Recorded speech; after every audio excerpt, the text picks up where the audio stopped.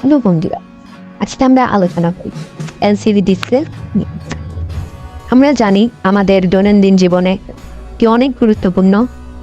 আমরা অনেক হয়তো জানি, আবার অনেক হয়তো জানি না যে টিভি, স্মার্টফোন, ল্যাপটপ থেকে শুরু করে ঘড়ি সহ প্রায় সব জায়গায় এর ব্যবহার। আজকের ভিডিওতে জানবো আমরা এলসিডি ডিসপ্লে কীভাবে কাজ করে, এর প্রকারভেদ, সুবিধা, অসুবিধা এবং ভবিষ্যৎ। আমরা এলসিডি নিয়ে বর্ণনা করার সময় যাতে আপনাদের বোঝার সুবিধার্থে আমরা সেটাকে পার্ট বাই পার্ট আলোচনা করব। তো পার্ট বাই পার্ট আলোচনা করার কারণ হচ্ছে ভিডিওটা বড় হতে পারে। আপনার আশা করি স্কিপ না করে গুরুত্বপূর্ণ সহকারে ভিডিওটা দেখবেন, তাহলে অনেক তথ্য জানতে পারবেন। তো প্রথমে আমরা আলোচনা করছি এলসিডি বা লিকুইড ক্রিস্টাল ডিসপ্লে পার্ট 1, যেটাকে আমরা বলছি এলসিডি কি। এলসিডি সম্পর্কে সাধারণ কিছু তথ্য দিচ্ছি, যেমন এলসিডি বা লিকুইড ক্রিস্টাল ডিসপ্লে এমন একটি ডিসপ্লে প্রযুক্তি যা লিকুইড ক্রিস্টাল ব্যবহার করে আলোর মডুলেশন ঘটায়। সহজ কথায় এটি এমন একটি পর্দা যা লিকুইড ক্রিস্টালের সাহায্যে ছবি তৈরি করে। তবে মনে রাখবেন যে এলসিডি কখনোই নিচ থেকে আলো উৎপন্ন করতে পারে না, এটি একটি ব্যাকলাইটের উপর নির্ভর করে। অর্থাৎ এলসিডি সম্পূর্ণটাই ব্যাকলাইটের উপর নির্ভর করে। এবং আমরা পার্ট 2-এ যাচ্ছি। পার্ট 3 হচ্ছে এলসিডি কিভাবে কাজ করে। এলসিডি ডিসপ্লে মূলত 3টি স্তরের উপর কাজ করে। সেইগুলো হচ্ছে polarizer layer, liquid crystal layer, colour filter. এই তিনটার উপর, এবং সর্বশেষ হচ্ছে ব্যাকলাইটের সাহায্যে আলো। ব্যাকলাইটের সাহায্যে আলোর যার কারণে এই 3টি স্তর একসঙ্গে কাজ করে, যার কারণে আমাদের চোখের ছবিগুলো ফুটিয়ে তোলে।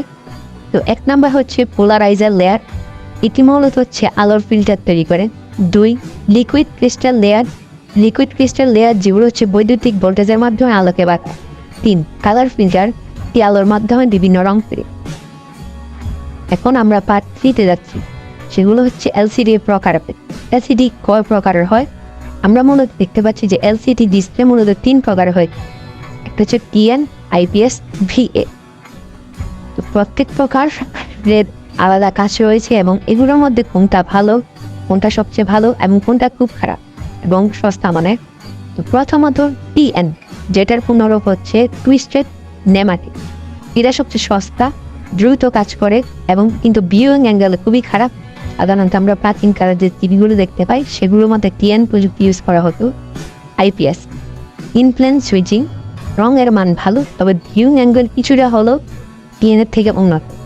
এরপর হচ্ছে ভিএ, ভার্টিক্যাল অ্যালাইনমেন্ট, গভীর কালো এবং ভালো কন্ট্রাস্টে। সাধারণত এলসিডির মধ্যে সবচেয়ে ভালো হচ্ছে ভিএ অ্যাঙ্গেল, যেটা বর্তমানে অনেক টিভিতেও ব্যবহার করতে দেখা যাচ্ছে, এবং মোবাইল ফোনের মধ্যে বেশিরভাগ সময় আইপিএস ইউজ করা হয়।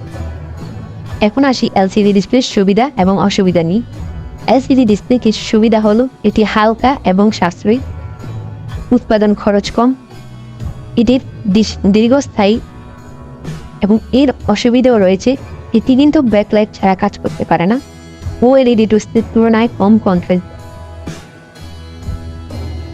এখন চলে আসি এলসিডি ডিসপ্লের ইতিহাস এবং ভবিষ্যৎ নিয়ে। এলসিডি প্রযুক্তি প্রথম আবিষ্কৃত হয় 1967 সালে আরসিএ ল্যাবে। এরপর 1971 সালে প্রথম এলসিডি ঘড়ি বাজারে আসে। সময়ের সাথে সাথে এলসিডির বিভিন্ন প্রযুক্তি যুক্ত হচ্ছে, যেমন আইপিএস, টিএফটি, এলইডি, ব্যাকলাইট প্রযুক্তি যুক্ত হয়েছে। ভবিষ্যতেও mini LED, micro LED, LCD প্রযুক্তি আরও উন্নত হবে। স্মার্ট ডিভাইস এবং গেমিং মনিটর এটি ব্যবহার বাড়ায়। উপসংহার, এলসিডি ডিসপ্লে আমাদের জীবনের একটি অপরিহার্য অংশ। এর ব্যবহার দিন দিন দিয়ে বাড়ছে, প্রযুক্তিগত উন্নয়নের সাথে সাথে এটি আরও আধুনিক হয়ে যাচ্ছে। তো আমার ভিডিওটি কেমন লাগলো তা কমেন্ট করে জানাও, এবং পরবর্তী ভিডিওটা আমি অ্যামোলেড ডিসপ্লে নিয়ে আলোচনা করব।